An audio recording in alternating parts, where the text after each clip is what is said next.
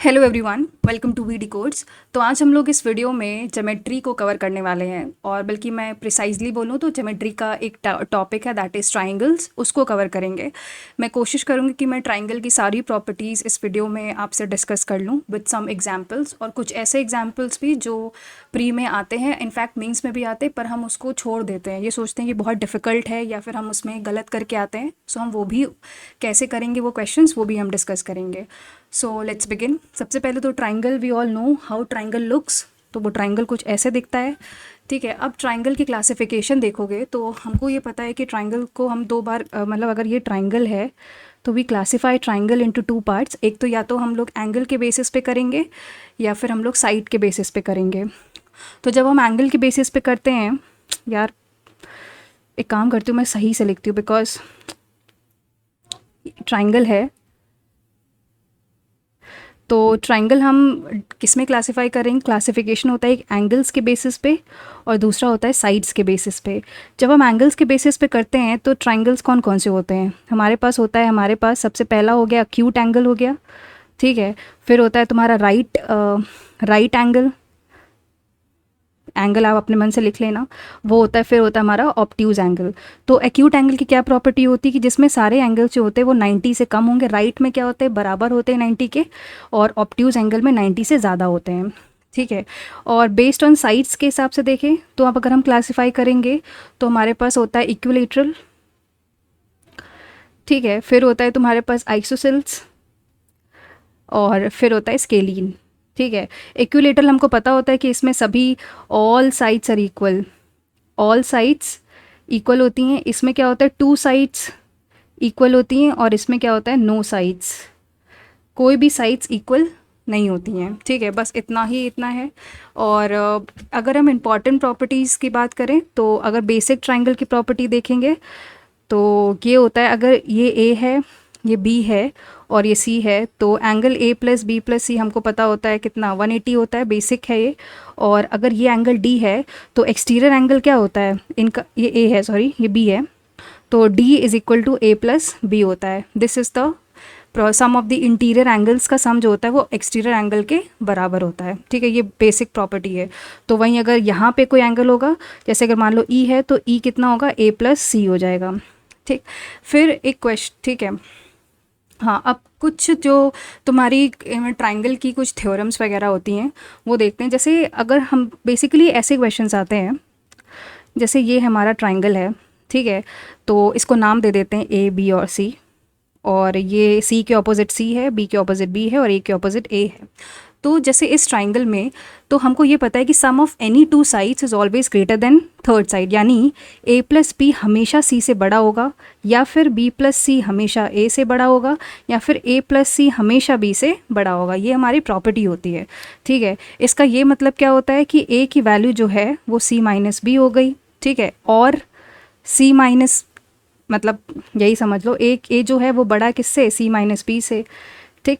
फिर बी जैसे बड़ा किससे है? ए माइनस सी से। और यहाँ से क्या निकला कि ए बड़ा सी किससे बड़ा है? सी बड़ा है बी माइनस सी से, बी माइनस ए से, ठीक है। तो ये प्रॉपर्टी होती है एक इम्पॉर्टेंट कि sum of any two sides is greater than the third side. अब एक क्वेश्चन आता है, ठीक है। क्वेश्चन ये कहता है कि हमारे पास एक क्वेश्चन है कि बताइए कि मतलब मान लेते हैं हमको पेरीमीटर का रेंज बताना है। अगर दो साइड्स हमें गिवन है, जैसे अगर टू साइड्स हैं, देयर आर टू साइड्स 4 और 7, तो हमको पेरीमीटर की रेंज बतानी है कि पेरीमीटर इस मतलब ऐसी मतलब ट्राइंगल, ऐसा ट्राइंगल बताइए, मतलब ट्राइंगल का पेरीमीटर की रेंज बताइए जिसके साइड्स 4 और 7 है, ठीक है। पेरीमीटर की रेंज बतानी है। तो अब हमको ये प्रॉपर्टी पता है, तो अब आप बताइए कि कैसे होगा। अगर मान लेते हैं ये ट्राइंगल है, ठीक है, इसका साइड 4 है, 7 है, और इसको x मान लेते हैं, तो हमको ये पता है। अब देखो, अगर पेरीमीटर की लार्जेस्ट रेंज बोलेंगे, अगर इस ट्राइंगल में पेरीमीटर की लार्जेस्ट रेंज देखेंगे तो क्या होना चाहिए? जो x होना चाहिए वो एज लार्ज एज पॉसिबल होना चाहिए, बट वो 7 और 4 के सम के से छोटा होना चाहिए, क्योंकि हमने अभी प्रॉपर्टी देखी थी कि a प्लस बी हमेशा c से तीसरी साइड हमेशा दूसरे साइड के सम से छोटी होती है। तो यहाँ पे x की वैल्यू क्या हो जाएगी? 7, 11 से तो तुम्हारी छोटी हो जाएगी, ये तो हमें पक्का पता है, ठीक है। तो इस केस में जो पेरीमीटर होगा वो मैक्सिमम पेरीमीटर क्या हो सकता है? जो पेरीमीटर है तो अब देखो x 11 तो कभी हो नहीं सकता, पर पेरीमीटर की मैक्सिमम रेंज 22 हो सकती है, क्योंकि 11 + 11 12। मैंने ये इनइक्वालिटी नहीं लगाई है, मतलब ये इक्वल टू का साइन नहीं है यहाँ पे, मतलब मैक्सिमम टू मैक्सिमम 22 तक वो रेंज जा सकता है। हालांकि 22 नहीं हो सकता, बिकॉज 22 अगर हो गया तो मतलब 11, तो वो पॉसिबल ही नहीं है। ऐसा कोई ट्राइंगल एग्जिस्ट ही नहीं करेगा जिसमें 4 + 7 = 11 बनेगा, क्योंकि हमेशा दो ट्राइंगल की दो साइड का सम जो होता है वो तीसरे साइड से बड़ा होता है। तो ये प्रॉपर्टी फिल करती है। अब ये तो तुम्हारा लार्जेस्ट रेंज हो गई। अब हमें अगर स्मॉलेस्ट देखनी है कि अगर लीस्ट होना है तो एक्स को बहुत स्मॉल होना चाहिए, बट एक्स को इतना भी स्मॉल नहीं होना चाहिए कि वो दोनों जो बचे कुचे दोनों साइड्स की डिफरेंस से भी स्मॉल हो जाए। यानी मतलब एक्स की वैल्यू, दोनों साइड का डिफरेंस कितना है 4 7, तो एक्स की वैल्यू 3 से तो बड़ी होनी चाहिए। ठीक है, एक्स की वैल्यू 3 से अगर बड़ी होगी तो अगर तो पेरीमीटर का रेंज क्या बन जाएगा, मैक्स मिनिमम रेंज क्या हो जाएगा 3। अगर एक्स को 3 मान लो तो 3 + 4 + 7, मतलब पेरीमीटर का मैक्सिमम जो मिनिमम रेंज है 3 + 4 + 7, that is equal to P greater than 14। ठीक है, ये समझ लीजिए आप। आई होप अब जो रेंज आ जाएगी वो कैसी आ जाएगी, मतलब पी 14 से जो आंसर आएगा पी, मतलब ये 14 है, पी है और 22।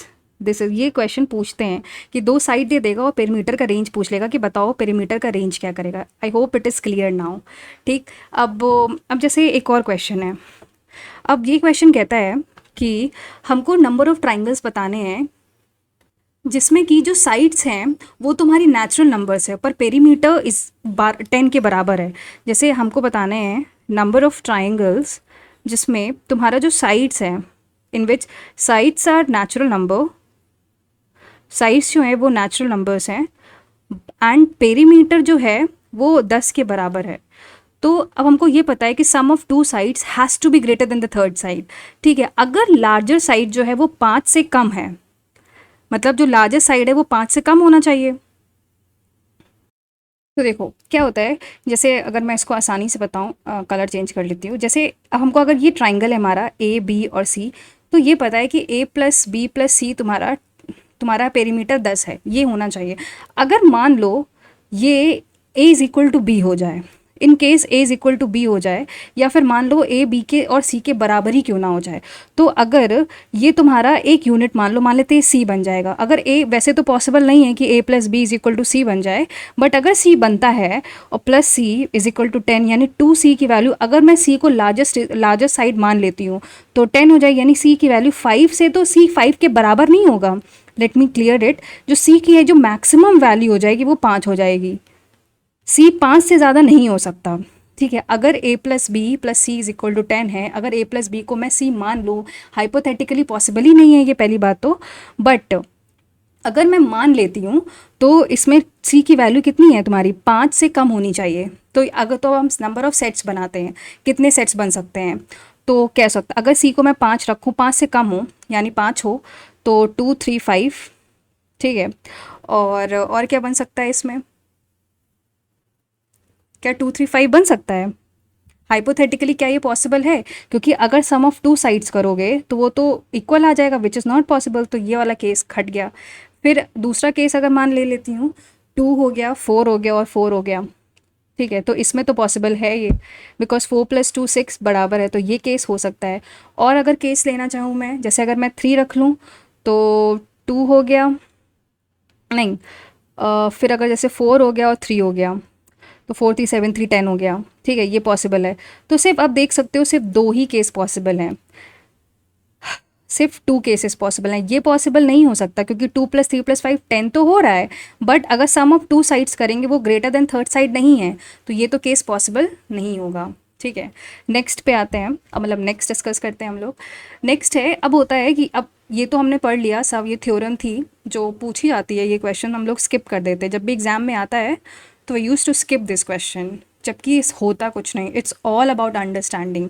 ठीक, तो अब नेक्स्ट प्रॉपर्टी देखते हैं। तो वो प्रॉपर्टी होती है प्रोपोर्शनैलिटी ऑफ साइड्स एंड, इसको मैं लिख लेती हूँ,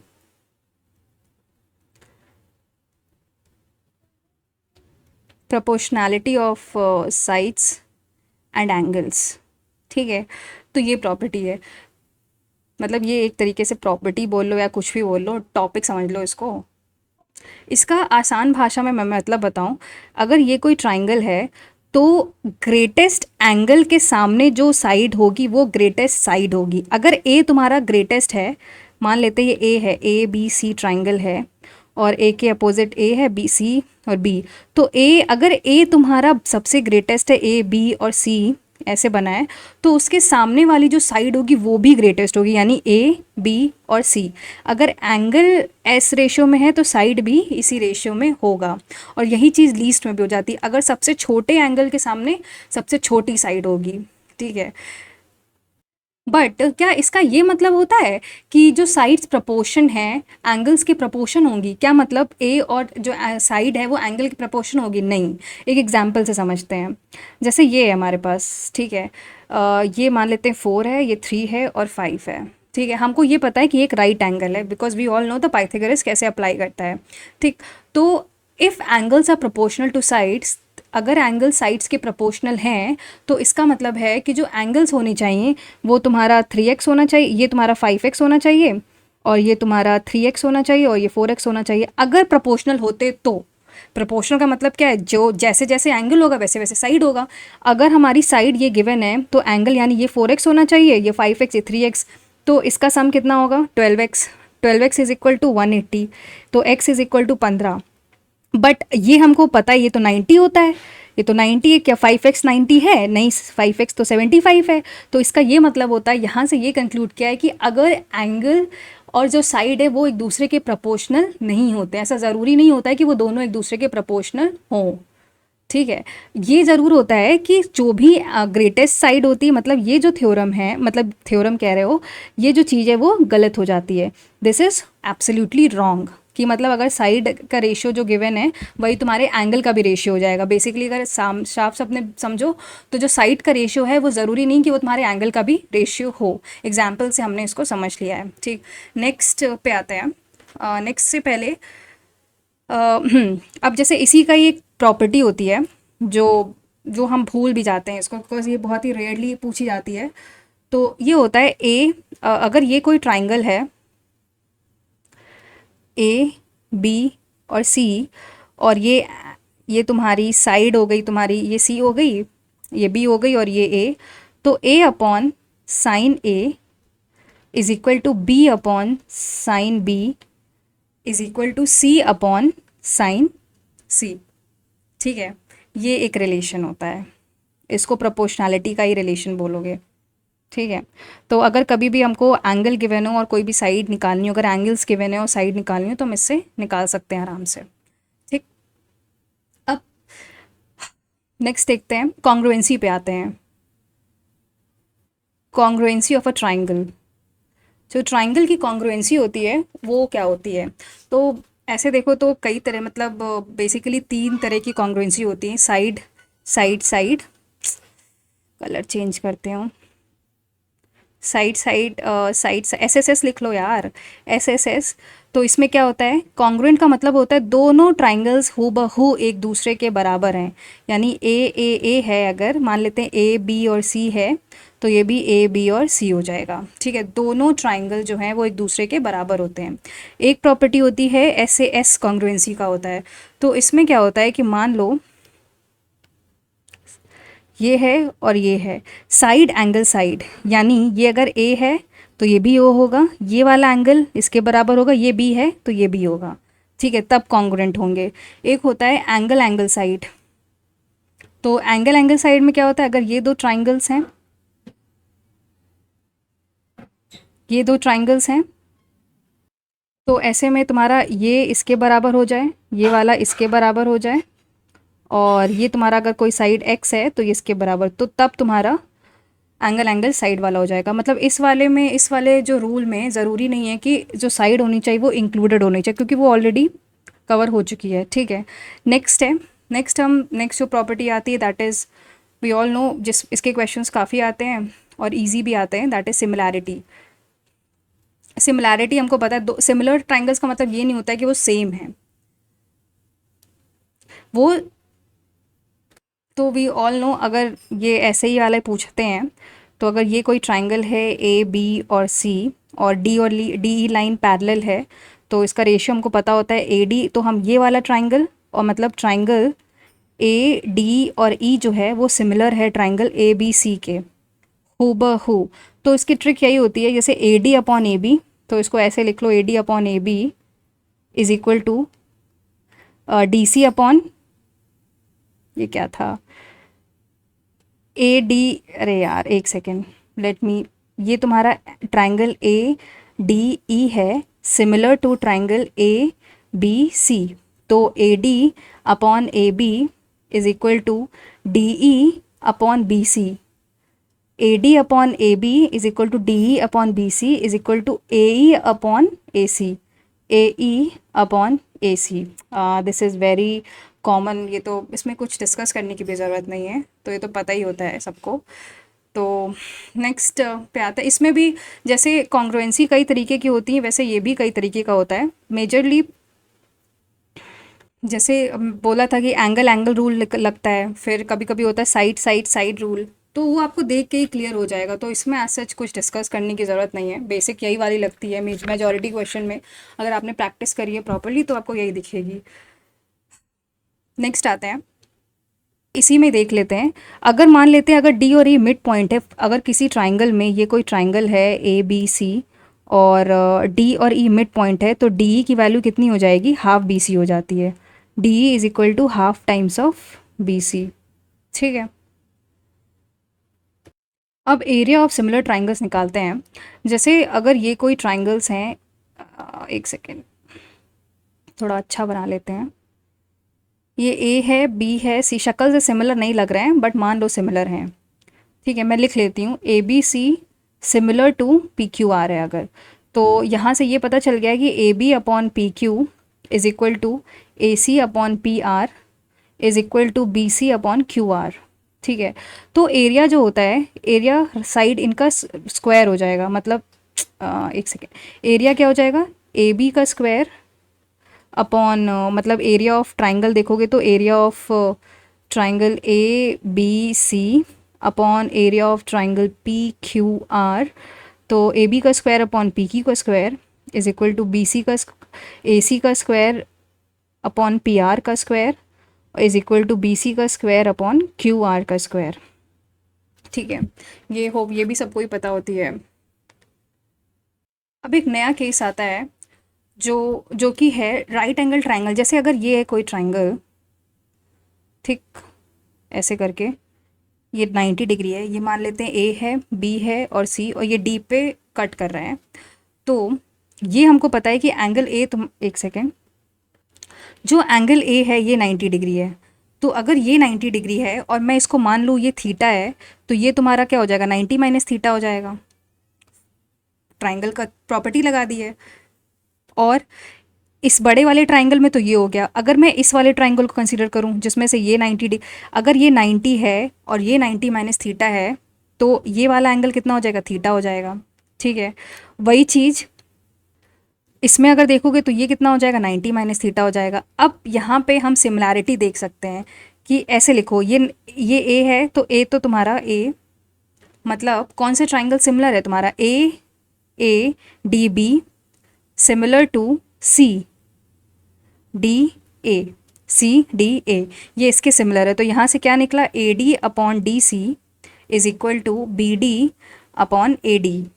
तो यहाँ से एक प्रॉपर्टी निकल आती है, ए डी का स्क्वायर, इसका square is equal to B D,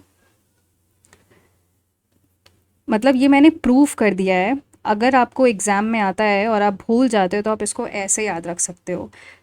ठीक, this is an important thing कि इसका जो स्क्वायर होता है, ए डी का square is equal to B D into D C. ठीक है, अब इस एक और चीज़ है, जैसे जैसे ये ट्राइंगल है, वैसे ही जो ट्राइंगल है ए बी डी, जैसे ए बी डी वो भी सिमिलर किसके है, सी बी ए के। ध्यान से देखो, जो ए बी डी है वो सी, क्योंकि ए तुम्हारा सी के बराबर हो गया, बी तो कॉमन ले लो, और डी तुम्हारा ए के बराबर हो गया, वो 90 डिग्री। तो यहाँ से क्या निकलेगा, A B upon C B is equal to B D upon A B. तो यहाँ से क्या निकल रहा है, ए बी का square is equal to B C into B D. एक ये है। It's all about say seeing the things in that perspective basically. अब इसको याद आप ना भी रखो, बट अगर आप ये याद रखो कि कैसे सिमिलैरिटी हम ढूंढेंगे और वहाँ से हम पिक करके निकाल लें, तो भी हम ये प्रॉपर्टी आराम से डिड्यूस कर सकते हैं एग्ज़ाम में भी। बट एग्ज़ाम में क्या होता है कि थोड़ा सा हैफेजर्ड और स्ट्रेस्ड माइंड होता है, तो ये थोड़ा सा हिट नहीं कर पाता है। बट आप डिड्यूस आप ज़रूर कर सकते हो इसको। तो एज टू वो कुछ भी रॉकेट साइंस नहीं है इसमें। याद रहे तो बहुत अच्छी बात है कि अगर ऐसे परपेंडिकुलर गिर रहा है तो A D square is equal to B D into D C होता है, और ए बी का स्क्वायर यानी इसका जो स्क्वायर होता है, ए बी का square is equal to B C into B D. उसी तरीके से जैसे मैंने ये निकाला, मतलब ए बी का square is equal to B C into B D, वैसे ही ए सी का स्क्वायर आ जाएगा। ए सी का स्क्वायर इज इक्वल टू कहाँ गया, C D into B C. जैसे ये निकाला वैसे ए सी का स्क्वायर निकल आएगा। ठीक है, तो क्या क्या रिजल्ट्स आए हैं हम इसको एक जगह लिख लेते हैं, याद रहे तो अच्छी बात है। वैसे याद कोशिश करेंगे कि याद रहे हमें। तो पहला रिजल्ट क्या था, ए डी का square is equal to B D. एक काम करते हैं, यहाँ पे एक ट्राइंगल बना लेते हैं, फिर इसको लिखते हैं। यही सेम ट्राइंगल है जो पहले बनाया था, ए बी सी और डी है। ये 90 डिग्री है और ये 90 डिग्री है।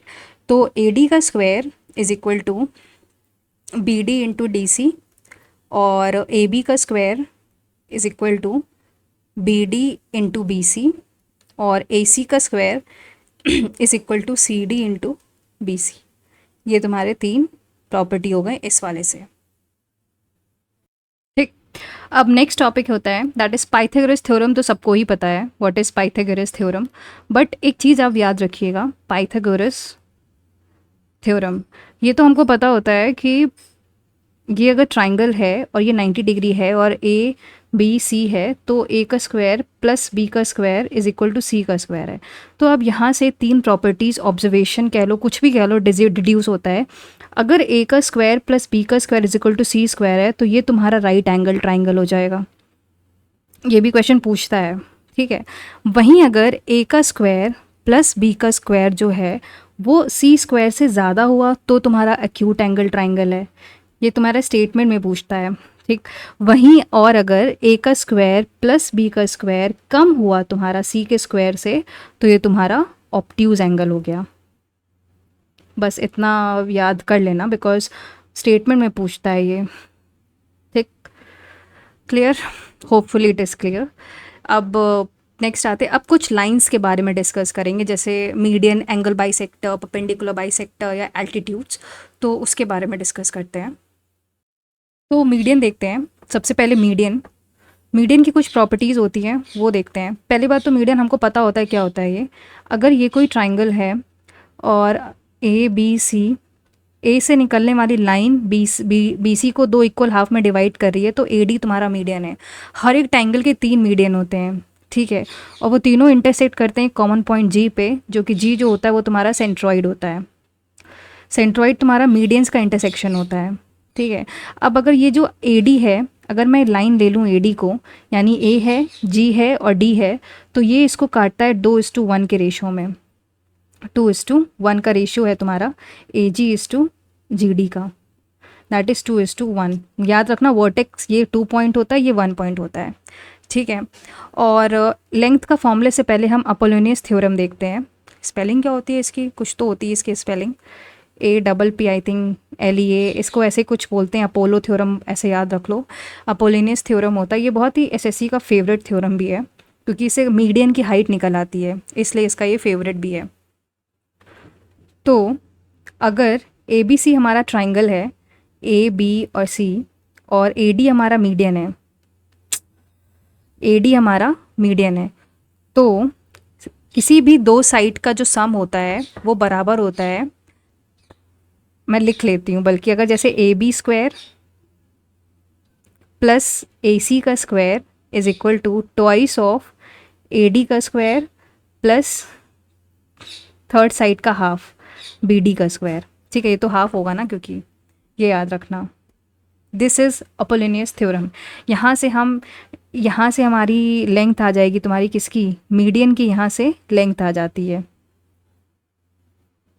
इस थ्योरम से। तो ए बी का स्क्वायर प्लस ए सी का square is equal to twice of B D का स्क्वायर प्लस बी डी का, ट्वाइस ऑफ ए डी का स्क्वायर प्लस बी डी का स्क्वायर। ठीक, इतना क्लियर। नेक्स्ट नेक्स्ट आते हैं। तो हाँ, इसमें ये होता है कि कोई भी मीडियम होता है वो ट्राइंगल के एरिया को दो इक्वल पार्ट्स में डिवाइड कर देता है। ठीक है, तो मतलब आधा आधा हो जाता है, जो भी है आधा आधा हो जाएगा। ठीक, अब नेक्स्ट हम लोग देखते हैं angle bisector. I think medium में बस इतना ही इंपॉर्टेंट है। एक ये पॉइंट इंपॉर्टेंट होता है जिसमें से हमको वर्टेक्स की लेंथ गिवन होती है, मतलब ए डी की लेंथ निकल होती है, तो हमको ए जी की निकालनी होती है, तो यहाँ से रेशियो से निकाल लेंगे। और एक अपोलिनियस थ्योरम होती है, ये बहुत फेवरेट है, ये ए बी का स्क्वायर प्लस ए सी का square is equal to twice of B D का स्क्वायर प्लस ए डी का स्क्वायर। ठीक, फेम, क्योंकि यहाँ से हम लोग मीडियन की लेंथ निकाल लेते हैं, इसलिए इंपॉर्टेंट है। नेक्स्ट अगर देखिए परपेंडिकुलर और बाइसेक्टर की बात, नहीं परपेंडिकुलर से एंगल बाइसेक्टर देखते हैं, परपेंडिकुलर बाइसेक्टर बाद में देखेंगे, पहले एंगल बाइसेक्टर देखते हैं।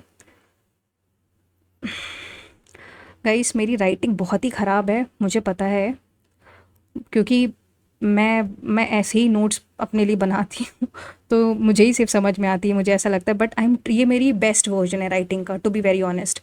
मैं शायद इससे अच्छी राइटिंग मतलब नहीं लिख पाऊँगी, तो मैं फिर भी कोशिश कर रही हूँ कि मैं थोड़ी अच्छी राइटिंग लिखूँ। तो क्या था, एंगल बाइसेक्टर। तो सबसे पहले तो किसी भी ट्राइंगल का एंगल बाइसेक्टर क्या होगा, वो जैसे मतलब थोड़ा सा फिगर से ही समझ लेते हैं, शब्दों पे ना जाके। अगर ए बी सी है और ये अगर ए डी तुम्हारा एंगल बाइसेक्टर है, तो इस एंगल को वो हाफ में डिवाइड करेगा, मतलब एक्स एक्स एक्स मान लो इक्वल होगा। अगर ये पूरा ए एंगल है तो उसको ए बाई टू और ए बाई टू में डिवाइड करेगा। प्रॉपर्टी इसकी ये होती है कि A B upon B D is equal to A C upon D सी।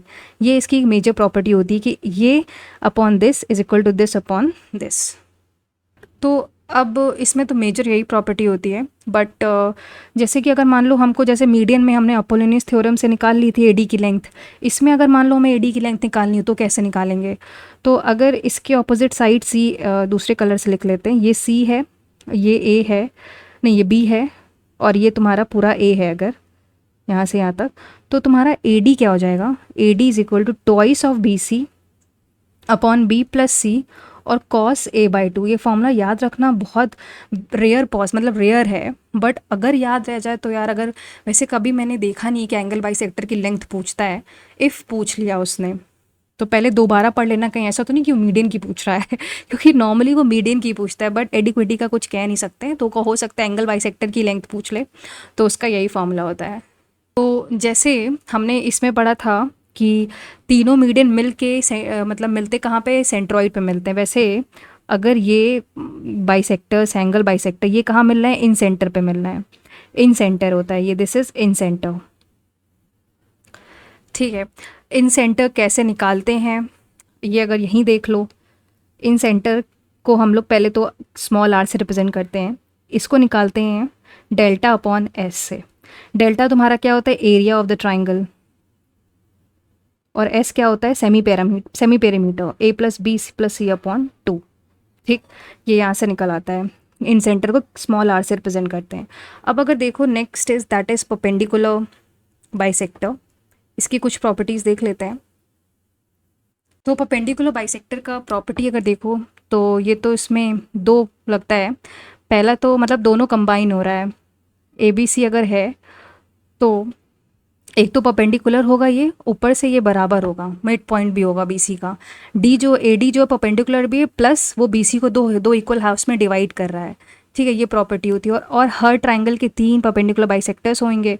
तो जैसे मीडियन का बाइसेक्टर सेंट्रॉइड था, मतलब मिल रहा था सेंट्रॉइड पे, सभी मीडियंस जो थे वो सेंट्रॉइड पे मिल रहे हैं, सभी जो एंगल बाइसेक्टर वो इन सेंटर पे मिल रहे हैं। वैसे ये कहाँ मिलेगा, ये तुम्हारा सर्कम सेंटर पे मिलेगा, इसको लिख लो सर्कम सेंटर। सर्कम सेंटर इसको निकालते हैं, इसको बोलते हैं कैपिटल आर, और इसका फॉर्मूला क्या होता है, A B C upon 4 delta, जिसमें से ए बी सी अपॉन, ये मतलब सी है, ये बी है और ये ए है, upon 4 times area of the triangle. ठीक है, ये होता है फॉर्मूला इसका। और एक स्पेशल केस होता है, अगर मान लो ये तुम्हारा राइट एंगल ट्राइंगल है। ठीक है, अगर राइट एंगल ट्राइंगल है तो तुम्हारा जो सर्कम सेंटर है, यानी कैपिटल आर तुम्हारा क्या हो जाएगा, हाइपोटेन्यूज। जैसे अगर ए, सॉरी, जैसे अगर ए बी सी है तो जो कैपिटल आर हो जाएगा तुम्हारा हाइपोटेन्यूज, यानी बी सी अपॉन टू हो जाएगा। ये इसका मतलब एक प्रॉपर्टी होती है। जनरली ये बहुत मतलब इंपॉर्टेंट है क्योंकि एसएससी में पूछता है ये। ठीक, तो ये तुम्हारी प्रॉपर्टी हो गई। मैंने तीन डिस्कस कर लिए, मीडियन, परपेंडिकुलर एंगल बाइसेक्टर और परपेंडिकुलर बाइसेक्टर। और हाँ, अब एक और चीज़ है, जैसे एंगल बाइसेक्टर में अगर मान लो ये आई है, मतलब ये आई है, तो जो बी आई सी एंगल होता है, एंगल बी आई सी, इसकी वैल्यू क्या हो जाती है, 90 plus vertex A by two. ठीक है, वहीं सर्कम सेंटर में अगर मान लो ये ओ है, तो बी ओ सी क्या हो जाएगा, B O C is equal to कितना हो जाएगा, ट्वाइस ऑफ एंगल ए। ठीक, hopefully it is clear. Circumcentre में क्या हो जाता है, बी ओ सी की वैल्यू एक ए का तुम्हारा दुगना हो जाएगा। ठीक है, और इन सेंटर में क्या होता है, 90 प्लस ए बाय टू होता है। ठीक, और क्या इम्पॉर्टेंट है, हाँ, जैसे कुछ प्रॉपर्टीज़ होती हैं कि अगर मान लो ये तुम्हारा ए बी सी एक तुम्हारा आइसोसेलेस ट्राइंगल है, यानी ये इसके बराबर है। ठीक है, तो जो एंगल बाइसेक्टर होगा, यानी ये जो एंगल बाइसेक्टर अगर ये है, तो ये तुम्हारा परपेंडिकुलर बाइसेक्टर भी होगा, यानी ये इसको दो हिस्सों में डिवाइड भी करेगा। ठीक है, ये एक प्रॉपर्टी समझ लो। AD जो होगा वो पेंडिकुलर बाइसेक्टर भी होगा बेस BC में, and the median is drawn through the vertex A।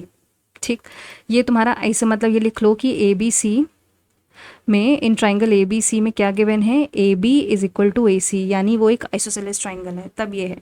अब हम लोग प्रॉपर्टीज़ देखते हैं इक्विलेटरल ट्राइंगल की।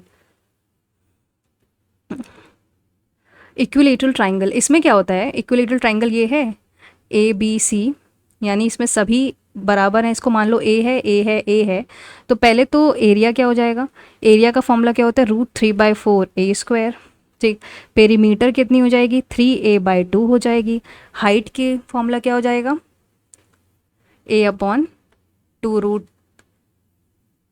हाइट कितना हो जाएगा, हाइट हो जाएगा तुम्हारा √3/2A। अब वैसे तो तुम निकाल भी सकते हो हाइट, यहाँ से निकाल सकते हो कि अगर ये h है तो हमको ये पता है कि ये परपेंडिकुलर ही होता है, तो half h into A is equal to पूरे ट्राइंगल का एरिया कितना होता है, √3/4 A स्क्वायर। तो ये कैंसिल हो जाएगा, तो h की वैल्यू कितनी आ जाएगी, √3/2 A। वैसे याद ही रखना है तो अच्छी बात है। ठीक, एक ये हो गया, एक ये हो गया, एक ये हो गया। और क्या हो सकता है, एरिया में पता है इन रेडियस निकालना हो तो इन रेडियस का फॉर्मूला क्या होता है, जो स्मॉल r होता है इसका फॉर्मूला हमको पता है डेल्टा अपॉन s होता है, यानी √3/4 A square upon semi perimeter कितना हो जाएगा, 3A/4 हो जाएगा। तो A से A कैंसिल, तो कितना आ जाएगा, A अपॉन, कुछ गड़बड़ कर रहे हैं, let's do it again. Perimeter तुम्हारा 3A आएगा, नॉट 3A/2, सेमी पेरीमीटर तुम्हारा 3A/2 आ जाएगा। ठीक, फिर ये हो जाएगा तुम्हारा डेल्टा कितना होता है, √3/4 A square upon semi perimeter कितना है, 3A/2। तो ये तो 2 कैंसिल और A से A कैंसिल, यानी √3/6A। तो उसको थोड़ा अगर रैशनलाइज कर लो तो 2, तो स्मॉल r की वैल्यू कितनी आ जाएगी, A/2√3। मतलब ये आप चीज़ें याद रख, अगर आपको मेजर वाला याद है, यानी अगर आपको ये याद है, अगर आपको ये याद है कि जो इन रेडियस होता है उसका क्या फॉर्मूला है, तो आप वहाँ से आराम से रिड्यूस कर लेते हो। ठीक है, अब इन रेडियस हो गया है तो फिर हम सर्कम रेडियस भी देख ही लेते हैं। सर्कम रेडियस हमको पता है क्या होता है, AB, कैपिटल R की वैल्यू ABC/4 डेल्टा होती है। यहाँ पे सब बराबर है तो A³ / इंटू √3/4 A स्क्वायर, ये कैंसिल, तो आंसर कितना आ जाएगा, A/√3, ये कैपिटल R की वैल्यू आ जाएगी। ठीक है, ये तो हो गया तुम्हारा सर्कम रेडियस। और हाँ, एक काम करते हैं, पहले अब हम कायदे से लिख लेते हैं इसको फॉर द रिवीजन पर्सपेक्टिव। तो जैसे इक्विलेटरल ट्राइंगल है, इक्विलेटरल ट्राइंगल, तो सबसे पहले क्या होता है, इसमें साइड तुम्हारी बराबर होती हैं। अगर ABC है तो ए एरिया कितना होता है, एरिया होता है तुम्हारा √3/4 a²। पेरीमीटर कितना होता है 3a हो गया। सेमी पेरीमीटर कितना हो जाएगा 3a/2 हो गया। इन रेडियस कितना होता है, इन रेडियस होता है a/2 √3। और सर्कम रेडियस कितना होता है a/√3। हाइट की वैल्यू कितनी होती है √3/2a। इतना क्लियर है। अब यहीं पे ये पॉइंट याद रखना कि इस पर्टिकुलर ट्राइंगल में तुम्हारा altitude, median, angle bisector, perpendicular bisector और ये सभी सेम होते हैं, सब सेम होता है। ये पूरा जो होता है दैट इज़ सेम इस वाले ट्राइंगल में। और इसी में ही तुम्हारा कांस्टेंट जो मतलब एक तरीके से जो सेंट्रॉइड होगा, अगर ये सब सेम है तो सेंट्रॉइड, अरे यार मतलब GI जो सेंट्रॉइड होता है, मतलब अरे आप लोग फिर कंफ्यूज हो जाओगे तो लिख लेती हूँ मैं। सेंट्रॉइड को क्या लिखते हैं, सेंट्रॉइड, सेंट्रॉइड हो गया वो बराबर होगा तुम्हारा ऑर्थो सेंटर। ये सब बराबर होते हैं, ऑर्थो सेंटर और सर्कम सेंटर ये सभी बराबर होते हैं, ठीक है। अच्छा, हमने ऑर्थो सेंटर नहीं डिस्कस किया था ना, तो ऑर्थो सेंटर मैं बता देती हूँ। जैसे ऑर्थो सेंटर क्या होता है, ऑर्थो सेंटर कुछ नहीं होता है। अगर ये कोई ट्राइंगल है A B और C, तो मान लो AD परपेंडिकुलर है और ये परपेंडिकुलर है, not they are not bisectors but basically they are perpendicular. और ये मान लो DEF हो गया, ये परपेंडिकुलर है। तो परपेंडिकुलर एल्टीट्यूड्स एक तरीके से एल्टीट्यूड है, तो ये तुम्हारा ऑर्थो सेंटर होता है, ठीक है। मतलब मतलब ये तुम्हारा सभी एल्टीट्यूड्स कहाँ जाके मिलते हैं, ऑर्थो सेंटर में मिलते हैं। तो इसकी जो प्रॉपर्टी होती है, अगर ये मान लो O है, O नहीं, एक काम करते हैं इसको H लिख लेते हैं। तो BHC is equal to 180 minus का A, ठीक है। ये हमने प्रॉपर्टी याद रखिएगा, ये प्रॉपर्टी होती है। तो अब हम एक काम करते हैं, जितने भी सेंटर्स थे जो हमने पढ़े थे, जैसे इन सेंटर था, एक ट्राइंगल इन सेंटर है, वो एक तरीके से रिवाइज कर लेते हैं। इन सेंटर में क्या था, अगर ये कोई ट्राइंगल है, सभी एंगल बाइसेक्टर मिल रहे हैं किसी पॉइंट A में और ABC है, तो एंगल BIC कितना था तुम्हारा 90 + a/2, ठीक है। और वहीं अगर सर्कम सेंटर है, सर्कम सेंटर हो गया, सर्कम सेंटर में क्या प्रॉपर्टी थी कि अगर ये कोई परपेंडिकुलर बाइसेक्टर्स हैं और ये आपस में मिल रहे हैं किसी एक पॉइंट पे, इसको O ले लो और ये ABC है, तो तुम्हारा BOC कितना था, toys of angle, toys 2A लिख लो, टॉइस ऑफ एंगल A। वहीं ऑर्थो सेंटर में क्या प्रॉपर्टी है, ऑर्थो सेंटर देखो तो ये हो गया, ठीक है। ये ऐसे है, ऐसे ये परपेंडिकुलर बाइसेक्टर्स नहीं है बट एल्टीट्यूड्स हैं, ये ABC है और इसको मैं H ले लूँ तो H यानी BHC कितना हो जाता है 180 माइनस का A, ठीक ठीक। अब कुछ और फॉर्मूलेस रिलेटेड होते हैं, जैसे कि अगर स्केलिन ट्राइंगल के केस में या फिर कोई भी ट्राइंगल हो ABC, A ये तुम्हारा C है, ये B है और ये है, तो पहले तो एक हेरोन्स फार्मूला होता है, ठीक है। Heron's formula for calculating the area of this triangle. तो इस ट्राइंगल का एरिया क्या हो जाता है √S, S - A, S - B और S - C, ठीक है। जिसमें से S जो होता है that is semi perimeter, semi perimeter which is equal to, हमने पहले डिस्कस किया है, that is A + B + C/2 होता है, ठीक है। और एक और फॉर्मूला होता है एरिया निकालने का, एरिया है ये, एक और फॉर्मूला होता है एरिया निकालने का कि अगर मान लो ये थीटा गिवन है तो एरिया हो जाएगा तुम्हारा ½ AB sin थीटा, ठीक। एक और फॉर्मूला होता है, हमको ये पता होता है, यहाँ से भी निकाल सकते हो क्योंकि इन रेडियस जो होता है एक स्मॉल r की वैल्यू कितनी होती है ΔS होती है, तो यहाँ से भी तुम्हारा एरिया कितना आ जाएगा इन radius into semi perimeter. r तुम्हारा क्या है इसमें, आप ये याद रखना, दैट इज़ इन रेडियस, तो इन रेडियस इंटू सेमी पेरीमीटर, ठीक है। एक और होता है कोसाइन रूल बोलते हैं करके, ये भी पूछता है कभी कभी, अगर साइड निकालनी होती है तो इम्पॉर्टेंट होता है ये। जैसे ये कोई ट्राइंगल है ए बी सी, ये सी है, ये बी है और ए है, और ये थीटा है, तो कॉस थीटा की वैल्यू कितनी हो जाती है? ए स्क्वायर, ए स्क्वायर, तो सॉरी ए स्क्वायर नहीं होते, तो इंक्लूडेड एंगल्स कौन कौन से हो जाएंगे? बी स्क्वायर प्लस सी स्क्वायर माइनस का ए स्क्वायर अपॉन 2bc, ये हो जाएगा तुम्हारा कॉस थीटा, अगर थीटा तुम्हारा इंक्लूडेड एंगल है बी और सी की साइड में। ठीक है, वैसे ही आप ये गिवन हो तो आप इसका रेशियो निकाल सकते हो, वैसे इसका निकाल सकते हो, तो इट्स अप टू जो भी आपका गिवन होगा उससे आप निकाल लोगे। तो जैसे हमने इन रेडियस से निकाला था वैसे ही हम लोग एरिया को सर्कम रेडियस से भी निकाल किया, हमको पता होता circumradius is equal to A B C upon 4 delta, तो यहाँ से भी delta is equal to A B C upon 4 times of capital R, ये तुम्हारा क्या होता है? Circumradius. It's all about, ये पहले से सब कुछ निकाला है, बस आपको पुट सब्स्टिट्यूट करना है। ठीक है, अब और क्या बचा है इसमें? आई थिंक ट्राइंगल का मेजर सारे मतलब थ्योरम्स और प्रॉपर्टीज़ मैंने ऑलमोस्ट सारी कवर कर ली हैं, विथ फ्यू एग्जाम्पल्स जो आप एग्ज़ाम में छोड़ देते होगे। तो आई होप आप लोग को इस वीडियो में ऑलमोस्ट सब कुछ समझ में आ गया होगा। So thank you guys for watching the video. और अब हम नेक्स्ट जो है वो स्टार्ट करने वाले हैं। देन नेक्स्ट वीडियो में हम इस वीडियो में ट्राइंगल हो गया है, तो नेक्स्ट वीडियो में हम सर्कल करेंगे, फिर पॉलीगॉन होगा। तो thank you guys for watching the video, मिलते हैं नेक्स्ट वीडियो में। Till then take care, stay safe and all the best for your respective exams.